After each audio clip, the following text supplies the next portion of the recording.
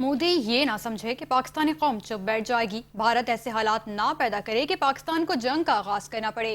कराची में सिंध के वजीर मेहनत और अफराद क़ुव्वत सईद गनी ने रैली से खिताब करते हुए कहा कि मोदी सिंध तास मुआहदे की खिलाफ वर्जी से जंग छेड़ने का आगाज कर रहा है। जंग किसी भी मसले का हल नहीं है। बिलावल भुट्टो ने मोदी को कहा था कि दरियाए सिंध में पानी नहीं हुआ तो तुम्हारा खून बहेगा। भारतीय आबी दहशतगर्दी के चेयरमैन साहब ने जो कुछ ये आज पूरे सिंध के जरिए आगाज किया है, ये आगाज नहीं, बता दूं आपको, ये आगाज है।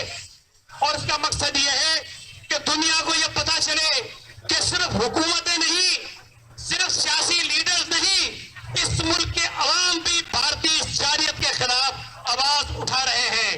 और ये सिलसिला भारतीय आबी दहशतगर्दी के खिलाफ जो हमने मुहिम शुरू की है, ये चलता रहेगा। और ये पूरे पाकिस्तान के शहरियों को समझना चाहिए कि ये लड़ाई बिलावल भुट्टो जरदारी की नहीं है, ये लड़ाई शहबाज शरीफ की भी नहीं है, ये लड़ाई आर्मी चीफ की भी लड़ाई नहीं है, ये लड़ाई एक एक पाकिस्तानी की है। ये लड़ाई हर उस इंसान की है जो दरिया सिंध से पानी पीता है, हर उस इंसान की है जो दरिया सिंध से आबाद होने वाली जमीन से गंदम खाता है।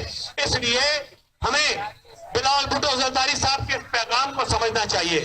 हमें अगर आज पूरे मुल्क में नहीं और पूरे सूबे में ये मुजाहरे हो रहे हैं जिसका यकीनी तौर पर दायरा फैलेगा, और हम ये चाहेंगे कि एक वक्त